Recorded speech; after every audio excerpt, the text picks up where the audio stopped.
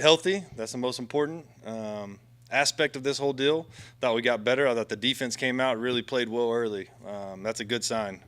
Offense, bounced back and had a good day. Ended up with a good day. Got some flashes of kind of what we can be offensively and defensively. But like I said, main thing is we stayed healthy. Obviously, we had some guys out for various reasons. We got the flu bug going around. We had a lot of guys pushing through the flu today, which was, not ideal. We got to get those guys better, and then just some guys with some nagging injuries or surgeries after the season. So, but man, I thought it was a really good spring. Thought the guys came out here and all spring and just the little details and the things you want out of it. I thought we were able to accomplish. So, questions. As you were saying, defense coming out pretty hard to start this spring game. Just how hard do you fit this defense, especially when where they started at spring practice, being able to perform like they did at the start? Yeah. Our defense is good. It's really good, and that's good. I know I'm an offensive coach, but I tell these guys I'm a defensive head coach now. I told them about 2 weeks ago. I'm a defensive head coach now. So, we got a bunch of talent, and that's without some guys that have played a whole bunch of snaps and got a whole bunch of production not out there this spring. So, we got a real defense. I think that D line and secondary and linebacker, everybody. I mean, we got a chance to be special, but it's just spring, so still got a long ways to go. There's so many kind of starters not playing this spring game. Who are some players that really stood out to you and really, especially when they're kind of in the starting roles? Today or just Yeah, just today? I thought Nathan Huerta, a guy walk on defensive tackle, a guy really came out there and we couldn't block him. He was out there really causing and wrecking some havoc. So shout out to him, man. He's put in the work. We found him last year. He was just a walk-on tryout, not a preferred walk-on, not any of that. He came out to and I don't think they pay money, but what are they? They came out there and there was 100 kids and all that. So he's had a really good spring and really excited about him. Somebody else. I thought Atwood had an interception today. Marion Atwood, that's another kid that's hopefully coming on at the right time and has played really well. Guys that were out there with the other groups, I think that whole D-line group in general had a good day. Obviously, your Parkers of the world and Ratcliffe and those guys are always solid. So.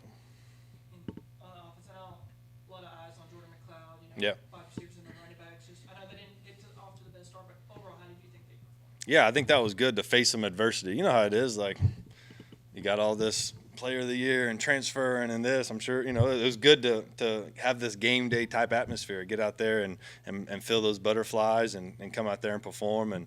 And that was good. And then to see him bounce back, that was good. Him get comfortable and really perform well. So I always think those situations are really good for quarterbacks and putting them in those game type atmospheres because you never really know until you go out there and do it. We also saw PJ Hatter and Brad Jackson getting some snaps. Yeah. They were two young quarterbacks. How do you think they performed? I thought they did pretty well for the most part. Obviously you see the athleticism with PJ getting going, and he can really run. And I thought he operated pretty well. And the same thing with Brad. I mean, Brad is really athletic. Had some good balls out there today. So both of those guys will continue to develop and compete.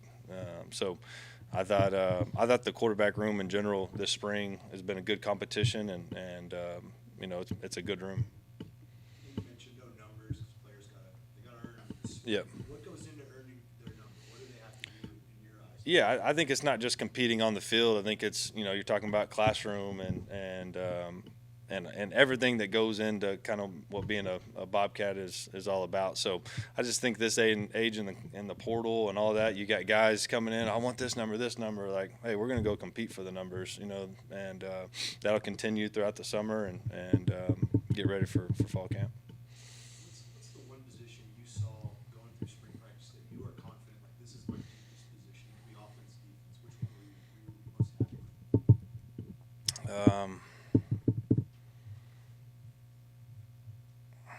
I think the D-line probably the D-line. Some new members of the staff here, obviously during the spring. Kind of what you take from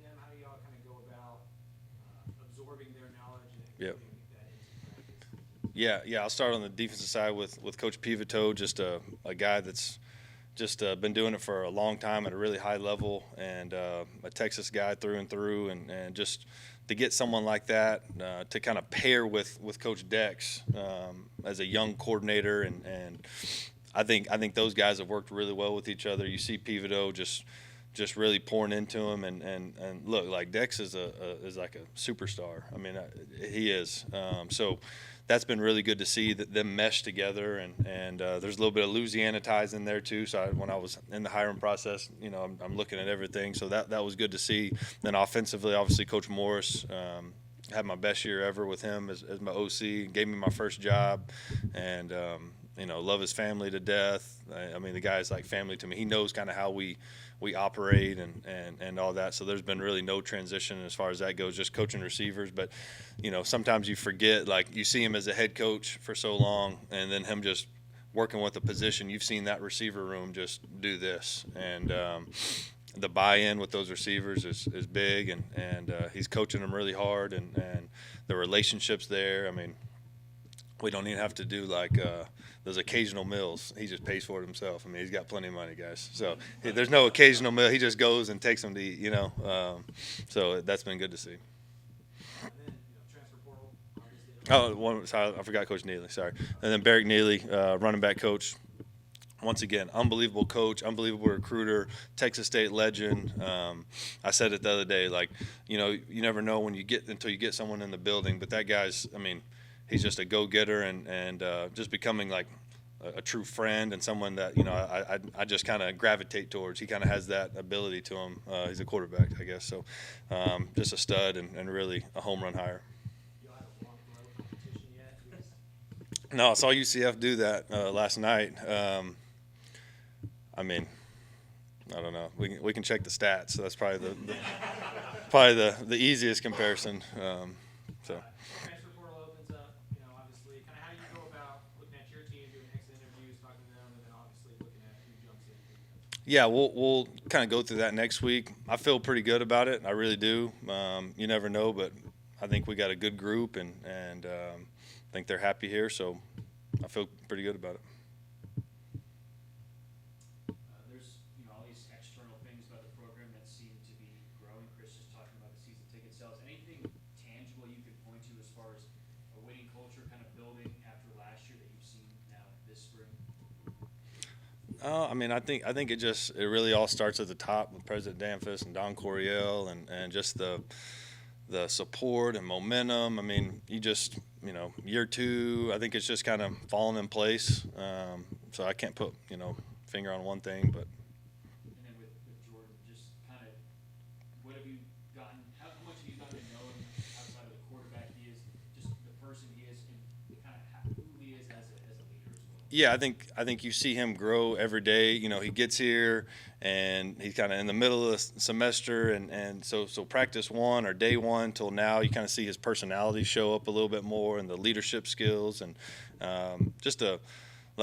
I know he kind of started whatever, but it didn't affect him at all. He was like, let me go again. Like he was trying to compete, which is what you want to see. So he's a competitor. He's not afraid of anything. He's got short memory when it comes to that type of. I mean, look, he's played in a lot of games, a lot of big games, and thrown a lot of touchdowns. So I just think his leadership is probably the one thing that stood out to me as far as not just on the field but off the field, and really the relationships that he builds with the players offensively and defensively. I mean, the defensive guys run out and start yelling at him, chirping him right away. Just that good competition that you like to see. When you looked at maybe goals you had coming into a spring game like this, and obviously as an offensive guy, you see the defense come out and have such a great performance right away, starts to get people starting to think maybe we should hammer the under the entire rest of the season. Yeah. When you look at goals that you might have had coming into this game, what are some that you maybe want to clean up as you move forward? I think my first goal was obviously to get Mike and Kef here. Got them here for the spring game. I haven't seen them in a while, so that was good to get them here and check it out. That was probably the first goal, and then the second goal was to stay healthy. That was my second goal of the spring game. I think it's always good to get these guys and like that game type atmosphere. Like I said, just, we got a bunch of new guys that I was telling them, like, hey, this ain't El Paso anymore. Like they're looking up, oh, we got fans. It's one of those deals. Like it's a good deal. So it's been fun. When you were talking with the team after, and you said something about, Saturday night going into, what was that saying that you have going about trusting the guys on Saturday night? Yeah, I always tell them, if I can't trust you on Saturday night, I can't trust you on 3rd and 7. Just something that I always try to get home to them. It's not just on the field; it's off the field. It's everything that you do. So yeah, just something I tell them all the time. Did they release that impersonation, Dill? You guys will see a fun video of him, the players impersonating him saying that all the time. They nailed it, GJ Kinne, that's for sure. Yeah, Coach, it seems like it doesn't matter who's throwing him the ball, Joey continues to produce. And what is it about him that kind of makes it easy for quarterbacks to transition to him? But then also, what are the benefits of having a wide receiver? You have a new quarterback that knows the offense, that he can rely on, Jordy can rely on Joey in critical times. Yeah, I think Joey's just a stud. I mean, his dad was a big-time quarterback. He's kind of like a coach's kid. He just gets it.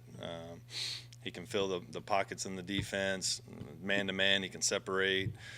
He thinks like a quarterback. He's just a really good player, really fast, great hands, competitor. I mean, you should see the guy practice. I mean, he's one of the hardest workers we got on the team, and in the weight room, just a competitor and great kid, and just a really bright future. I know you got Crawfish this weekend. Oh, yeah. But after Crawfish, what's the plan? What's kind of up next for just your schedule? Yeah. Yeah, like we'll have some the guys will still be here. They're lifting and running, and got class, and then they'll go and take their finals and do all that kind of stuff. And we got head coaches meetings in Destin, and so I get, this is kind of, it doesn't really die for me right now. Then we got camps and speaking engagements throughout the month of June. So busy days ahead. Coach, with previously talking about the transfer portal, what can you say what went into landing Jordan McLeod and bringing him here to Texas State? Yeah, I think I always say this. I'm going to do it again. Shout out to our compliance, for being on top of it and navigating that whole deal. And there was a hiccup early on, like, why can't he go there? Well, we got that figured out because of our compliance and staying on top of the rules and all that. So getting them here, and that was really good. So shout out to our compliance team and administration and myself for being on top of the rules. And then just, I think the offense in general, I think it sells itself. You got 2 former quarterbacks, you got 3 former quarterbacks, and a head. We got a lot of good coaches on offense. I think the production you see with Lindsey and then last year with TJ. I mean, you're going to produce in this offense. He knows this conference. So I think there was probably a lot goes into it. I think we have a veteran team around him. When you're looking at, weapons, when you're a quarterback, look at your O-line, look at your running back room, look at your receiver room. Can I come in here and produce and have kind of the season I want to have with the right scheme, with the right coaches, and the right location, being in Texas? 40,000 students, you got a river. I mean, there's a lot to sell to a quarterback here. So, you got the NIL going. I mean, there's a lot of things going on for him. Yes, sir. And last question, Coach, for me, with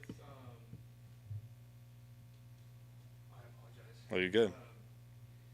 With Joey Hobert, I apologize. Yeah. Joey Hobert, with that passing game and with Chad Morris in there and Jordan McLeod, how is Jordan McLeod combining with Chad Morris to have an influence on the offense? Which player? I got Chad Moore. McLeod. Okay. Oh yeah. Coach Morris is coaching the receivers, so not a huge impact on McLeod probably, but just in general, our whole offense, just new ideas, kind of some older new ideas that maybe me and Coach did in 2010 at Tulsa, or maybe he did it in the at Clemson, with those guys that he had, and it kind of fits what we're doing now. So.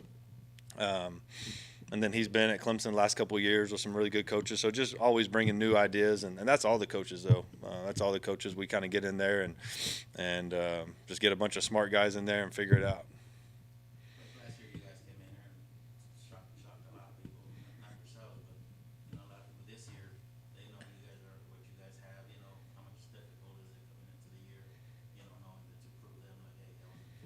Yeah, I think that's the fun part is you know, when expectations are high and you got, you know, people counting on you. Last year, I mean, probably like, you know, who's the quarterback going to be? Are they going to be able to win 4 games? You know, I think that was over under, all that kind of stuff. So it's one of those deals where now you got expectations that are a lot higher. So I think that's good. I think that's where your program, that's how you're able to recruit higher, you know, higher caliber players in the high school ranks and get guys like Jordan McLeod. I mean, that's fun. And that's what this program needs. And that's what people have been waiting on for a long time. So I think it's a really exciting time right now. And, so we just got to continue that, but you just got to control what you can control. I can't control what Mike tweets about us and players and top 5 and all that. I just got to go out there and coach them. Coach, we saw you mic'd up earlier, shaking hands and kissing babies. Are we going to get more behind the scenes Coach Kinne content? Sure. Can we? Because I think I love that. Yeah. I want to see the entire behind the scenes. Yeah, I will say this, which is it's a great problem to have, but with the construction going on, like it's like you got meeting rooms, you know. So that part's it's a great problem to have. Don't get me wrong, but like, you know, it's a little tight in here. Like you got your team meeting room, but you got stuff going on. So yes, but you know, maybe a little bit fall camp probably. Can you talk about hype management, you know? Hype management. It's a little bit different than Yeah. last year, right? Yeah, I think, like you say, you just control what you can control. I think the hype is good. You know what I'm saying? I think it's one of those deals where you want expectations to be high. You want people talking about you. I mean, that's good. That's a good thing. I mean, and then let it fall on us to make sure we go out there and produce. Yeah, on that note, Coach, I saw you tweet out rat poison. Yeah. A couple days ago. Just why the tweet, and also Yeah. are you preaching that to the guys? Yeah, it worked for John Summerall. So that's why I did it. It worked for him at Troy. I saw it last year. I said, all right, I'm trying to win a conference championship. Let's do it. You know, I don't have a big enough ego to know, like, I just want to win. So if I can take something from him and go with it, then I will.